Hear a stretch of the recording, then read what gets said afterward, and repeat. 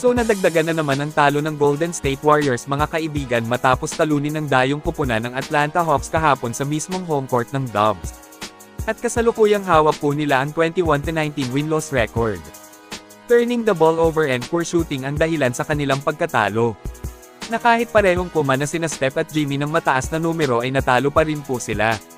Well credit sa napakagandang depensa ng Hawks at tadtad nga rin sila ng mga athletic na mga manlalaro, isa pa maganda yung ball movement nila madalas nagkakaroon talaga ng open looks ang mga shooters ng team itong si Luke Kennard nga din po ang isa sa nagpaiyak sa Warriors.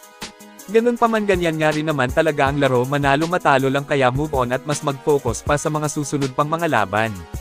Tinatanaw itong pangit na pagkatalo ng Warriors sa mga iilang fans pero para sa akin sa tingin ko mga kaibigan ito na yung pinakamagandang talo nila. Kasi saktong nasa buwan ng January po tayo ngayon kinakailangan talaga nilang gumawa ng trade bago ang deadline sa February. I'm sure dahil sa talo nila contra Hawks ay nakita na ng front office ang totoong problema nila ngayong season. At para nga po masolusyonan ang problema ay kailangang gumawa sila ng tamang trade para makuha na syempre ang totoong tulong sa mga core nila.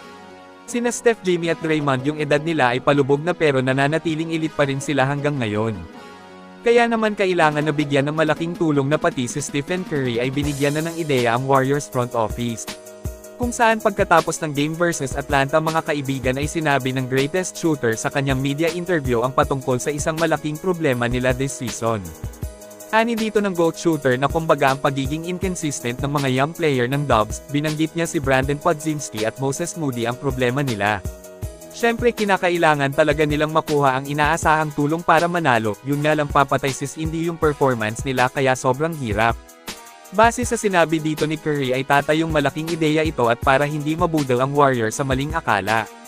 Dapat na maghanap ulit sila ng mga manlalarong sasalba sa future ng prangkesa na hindi makikita kina Moody at Pods.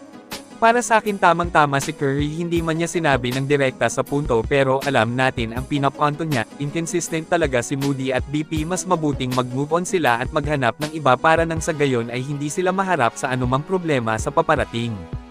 Naniniwala ako sa sinabi ni Steph kabado sila kaya on-off yung laro, alam ng kagaya ni Curry kung ano ang kalidad ng manlalaro para tawaging future face ng franchise.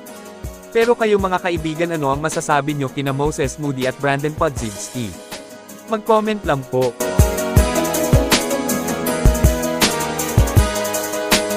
Samantala bago tayo magtapos ay sipatin po natin ang ginawa ni Curry versus Atlanta Hawks na siya ay nagtala sa larong ito ng 31 points. Halimaw pa rin si Steph masasabing kapag siya ay may saktong isa pang katimbang maliban kina Jimmy at Draymond, ay paniguradong magiging solid na ang lakas nila at pwedeng matawag na championship contender na ang Warriors.